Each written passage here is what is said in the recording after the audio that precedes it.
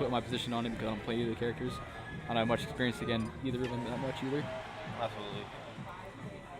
But here we go, into game 1, going to Smashville.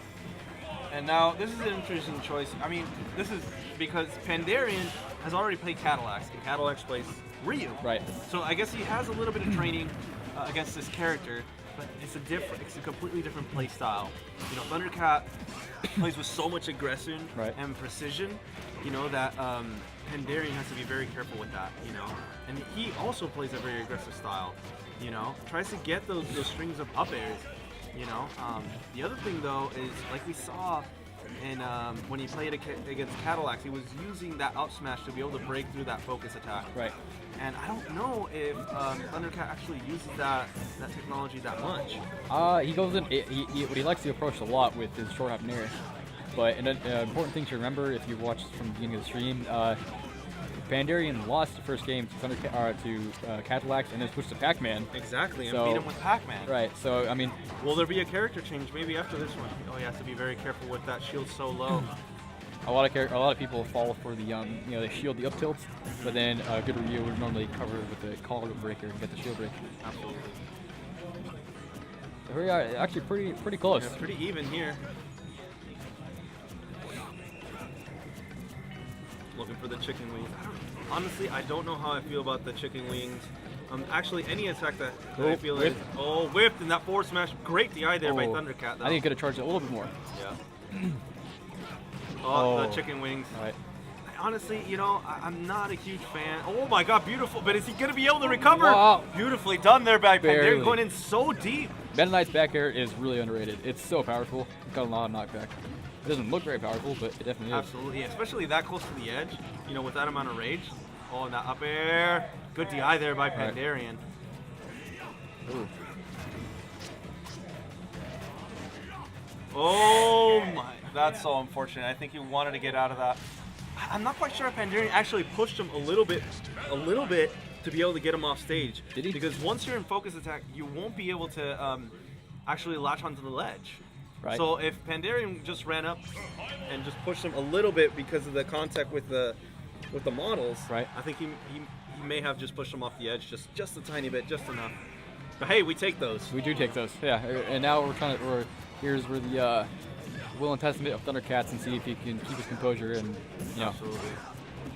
He did flub away game 1, but don't underestimate it. Just say this is the thing, and I fall into this as well, where you're playing against a good player, and you take game 1 because of something like that, you know, and then you feel, okay, I got this buffer, so I'm gonna calm down. But really, if he wins, he's carrying the momentum to the next match. To the third match, yeah. You know, so you have to be able to stay composed and actually not lose that aggression that you had or whatever you did in the previous match. Just continue playing like you were. Right. You know, because more often than not, I mean, the reason the other player messed up or whatever. There you go. That's gonna be enough. Yep. That's where you can. Didn't even have to do any tilts. So you just kind of went for it. But like I was saying, I think it's the amount of pressure of what you were doing actually put him in those situations for him to mess up. Mm-hmm. You know, holding it a little too long there. Yeah. For the up smash, but not quite connecting. And now Pandarian. And you see, ThunderCats hasn't really challenged Pandarian off stage at all. I mean, he punches or he tries to cover the ledge get up, but and then he just God! And there you go, going back to back. Wow. And now ThunderCat equalizing here. That's the second time this tournament that ThunderCat has lost game 1 for whatever reason, and then strikes back game 2, 2-0 like convincingly. I think it might have been against Studio. Yeah, I think so. Like a hard comeback, and he says like, "Yep, game 1 doesn't count." That was, like you said. Now the momentum, the ball's in his court. You know, Absolutely. He's got it, and he's going to duck hunt, which is. I don't know about this decision. I don't know. Honestly, I would have tried to go to a stage that has a very high ceiling because that Shoryuken can knock you out as soon as it can. And honestly, this stage ceiling, I don't feel like it's the tallest. Right. You know. And it actually, I mean, it's not very tall, but it actually is, I think, in Meta Knight's favor because Meta Knight can kill off the edges, the sides. Well, that too, but he can get a grab on the tree and go to the up. Oh, up very throw. good point. Very good. And then point. that Absolutely. kills pretty early. I mean, Ryu can't really take advantage of the tree unless they're both up there. He can take advantage because of the low ceiling, but like you said, Pandarian can take advantage of the tree. But that's and the dog and the bush and the dog in the bush. You know, but the thing is, you have to be able to press ThunderCat to the tree just like that. I think ThunderCat's probably aware that he has to do that. So nice, great awareness there by Pandarian, racking up percentage. He's trying to get back on the chicken wings. Honestly, like I was saying, I don't know. I'm not a huge fan of moves that are like guaranteed like that. You know, Fox's up tilt, Ryu's up tilt, Mario's up tilt for a certain percentage. You know, it's like it's almost like it's free. You know, it's like yes. I mean, maybe you can blame. Oh, beautiful up B, and now bringing it back. Granted, you can say, you can argue that, the other player knows that that's going to happen, but like sometimes. If it happens, you can get out of it. Yeah, I understand that too. Yeah, I can see your point, but at a certain point, because there are other characters. I mean, that's not the entire roster, and other characters really have to work for it, you know, to get that percentage.